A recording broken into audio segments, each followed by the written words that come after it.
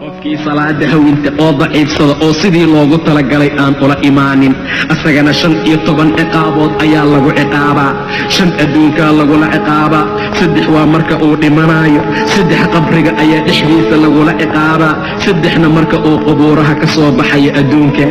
5 waxyaabood oo lagula ciqaabaya midda koobaad barakada ayaa cimrigiisa laga tirtiraa axadku taariku salaadka dadka la mid ma aha sharaf uu leeyahay malaha ciriiri iyo rafaad ayuu ku jiraa tafash iyo dhib ayuu sheegaa habeen iyo maalin taariku salaadka lacanad allah ku soo degta habeen iyo maalin sidaa darteed ayaa barakada waxaa laga tirtiraa cumrigiisa midda labaad waxaa laga tirtiraa calaamadu ay leeyihiin dadka saalixiinta ah wejigiisa dadka iimaanka leh oo rabbigood rumeeyey tacrifahum bisiimaahum calaamadaha ay leeyihiin ayaa lagu aqoonsadaa siimaahum fii wujuuhihim min athari sujuud salaada reerkeeda ayaa ka muuqata buu dhahay ilaa subxaana wa tacaala waa u iftiimaysaa qiyaamaha haddii la tago ninkan calaamadaha dadka saalixiinta ayaa ka maqan wejigiisa ayaa laga tirtiray midda saddexaad camal walba ee uu qabtaan laga ajir iyo tawaab siinaynin ileen waa axad kaafir ah dadka kaafiriinta camalada ay qabanayaan karamaadin ishtadad waa dambas la firdhiyey maalindo caasif ah oo dabeed daran ay jirta oo kaley la mid tahay ilaah wuxuu kaloo yidhi kaafiriinta camalkooda ka saraabin biqiica waase dhalanteed iyo dhaandaragaale oo kale oo meel sibsib ah ama bannaan markaa ka muuqda waa wirwirka qoraxda meelay ku dhacday oo qofka ooman uu biyo u maleeyo ilaa uu yimaadaan lam yajidhu shay-a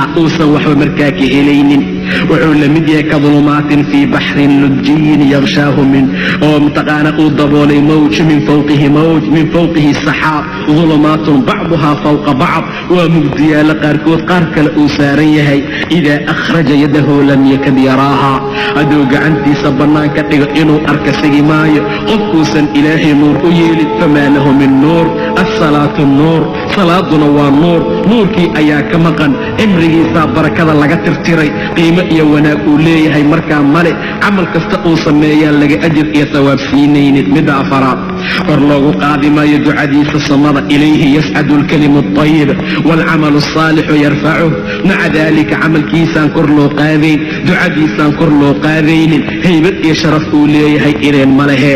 midda shanaad xad iyo nasiib kuma laha ducada dadka saalixiinta ah assalaamun calayna wacalaa cibaadi illaahi alsaalixiin waa dadka masaajidada ku jira waa dadka jiran oo guryahooda iyagoo jiifa dukanaya si fiican ayay u gaaraysaa qabiil hebel ayaa raayay qabiil hebel ayaa badiyoo laga badiyey ayuu qaxwooyinka la fadhiyaa wacalaa cibaadi illaahi alsaalixiin ma soo gaaraysa mana ugu imaanayso ilaa salaada uu wanaajiyo cadaabyaalka asiibaaya marka meydka uu dhimanaayo waxay tahay asagoo daliil ah oo dulaysan oo sharaf lahayn ayuu dhintaa taariku salaadka markuu dhimanaayo dhimashadaa lagu adkeeya cadaab xunuun badan ayaa lagu cadaabaa malaa'ig ayaa loo soo diraa si saxariir oo dhib badan xayaatada uga qaada hal salaad ayuu tukan waayey oo diinta alle ayuu la imaan waayey ilaa inuu macaasi iyo xumaan sameeyo maahane maca daalika ayaa axadka marka uu dhimanaayo asagoo daliila ayuu dhintaa midda kale asagoo jaayaca oo baahan ayuu dhintaa asagoo ooman ayuu dhintaa xataa haddii la cabsiiyo biyaha badda oo dhan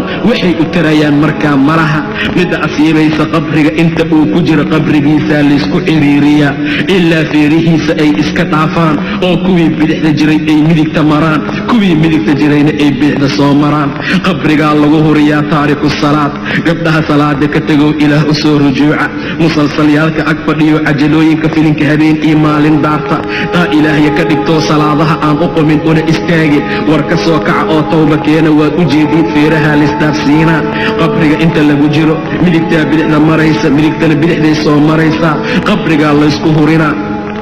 oo cadaab shidmaayo oo ololaya ayaa dhexdiisa ahaaday sidaa darteed ayaa sidaa loogu sallidaa maalin maalmaha ka mida ayaa waxaa dhacday ayaa la yidhi wiil ayaa walaashii dhimatay mar allaala markii la soo aasuu qabriga uga soo tegay kiish uu maal ugu jiro ma uusan ogeyn qof daraynayn qof dareemayna male ilaa laga soo insiraafoo laga soo gadoomay qabrigeeda ka gadaal ayuu wiilkii xasuustoo qabrigii buu u noqdaa la yidhi qabrigii ayuu faagay mar allaala markuu fatasho qabrigii qabrigii qoday ka gadaal ayaa wuxuu helay qabrigii oo yashcal ah oo dushiisa naar uu ku holcaayo, qabrigii oo dhanaagti naarkoo kaloo muufada aad ku dubaysa u huraayey. carada ayuu ku rogay uu ku celiyey, waa soo ordoo hooyadiis ayuu u soo noqday baakiyan asagoo oynaaya, xasiin ahoo tiiraayeesan wuxuu dhaa yaa ummaa, hooyay waxaad iiga warantaa walaashay xaaladeeda, maxay samayn jirtay hooyo?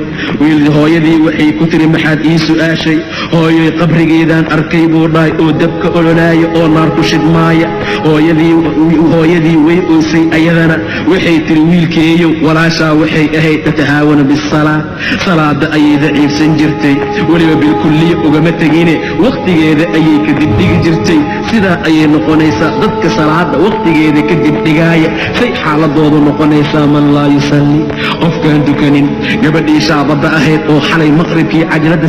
u soo ijaaratay salaada subxeed ilaa laga dugta dadka ag fadhisay, seexatoo duhur iyo casir iyo maqrib, haddana maqribkii kala soo kacdoo sidaa yeeshay, say xaaladeedu noqonaysaa? fiisaa yeeshaa xaaladeeda sidaa tahay, qabriga ayaa lagu hurciyaa oo lagu ololiyaa oo lagu shidaa in allaala inta ay meesha markaa ku jiraan. midda saddexaad waxay tahay qabriga waxaa lagu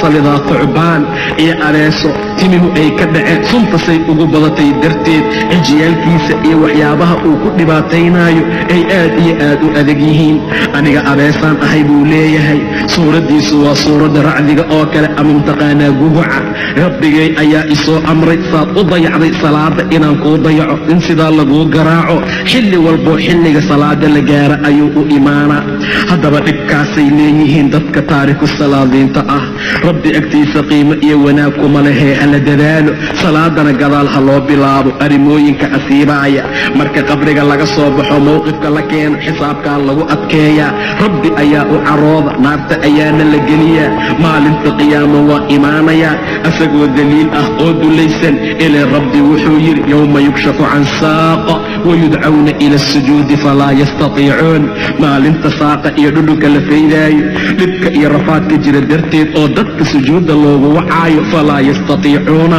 ma awoodi karaan dadkii salaada ka tegey. qaashicatan absaaruhum tarhaquhum dillah, waa qushuucsan yihiin, way dulaysan yihiin, dulli ayaa ka muuqda. waqad kaanuu yudcawna ila asujuud, sujuuddaa loogu wici jiray wahum saalimuun, ayagoo saalimiina oo bad iyo nabad qaba ayuu yidhi ilaah subxaana wa tacaala. xaya cala asalaad ayaa la dhihi jiray, jiibkay dheeraysan jireen. xaya cala asalaad ayaa la dhihi jiray, tijaaradiisuu ku mashquulsanaa. xaya cala asalaad ayaa la dhahay, tv-ga ayuu ag fadhiyey, filinka ayuu fiirsanayay ama ay fiirsanaysay. xaya cala asalaah ayaa la dhahay, naagahay la dhex sheekaynaysay. xaya cala asalaah ayaa la dhahay, meelo baas ayay fadhisay, tacsiye ayay fadhisay. xaya cala asalaadaa lalahaa, arooskay ka heesaysay. maca daalika ma awoodi karaan ayuu yidhi ilaah subxaana wa tacaala.